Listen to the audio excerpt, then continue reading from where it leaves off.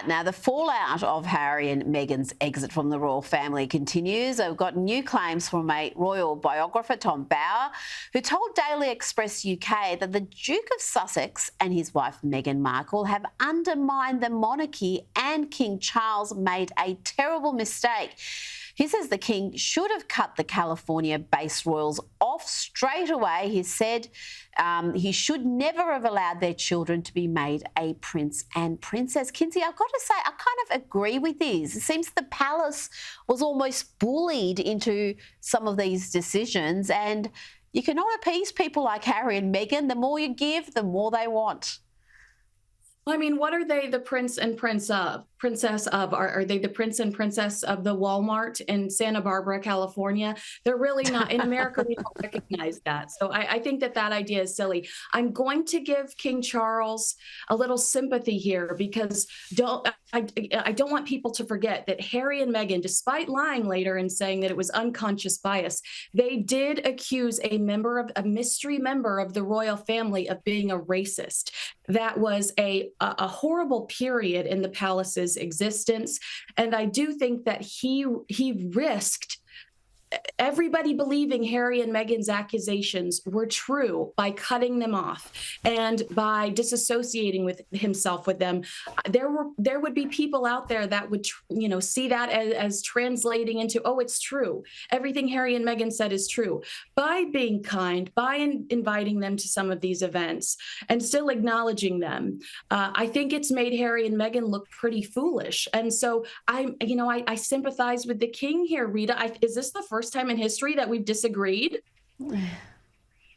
Well, I got to say, I just think it makes zero sense when you've got two people who have not only slammed the family and the institution, but have declared they're no longer working royals. They're not working royals. So why are their children being given these honours of being a prince and princess? I just think it's rewarding poor behaviour. It's basically being blackmailed into giving these concessions because they're going to make claims of racism.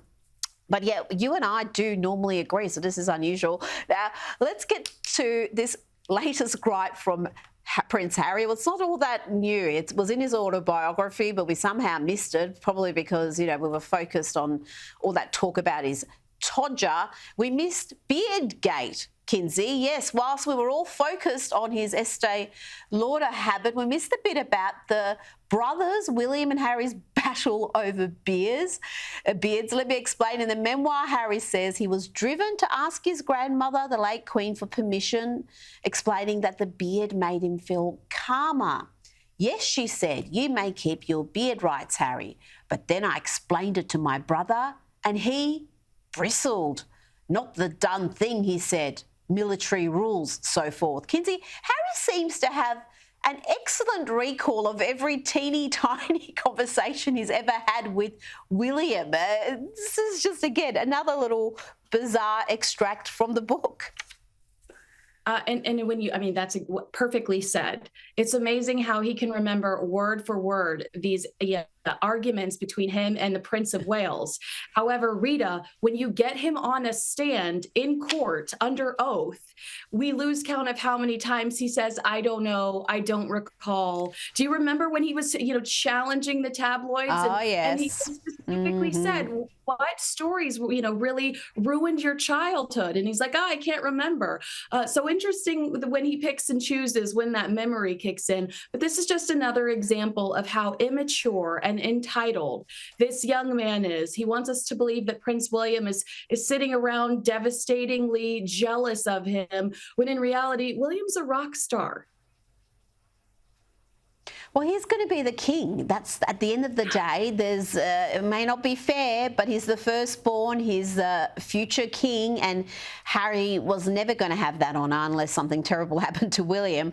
So yeah, this is an interesting little tidbit there. And he's not a young man anymore, Kinsey. He's about 40 now. The fact that he obsesses about these minor details like they matter is interesting in itself. Kinsey Schofield, thank you so much for your time today. Thank you.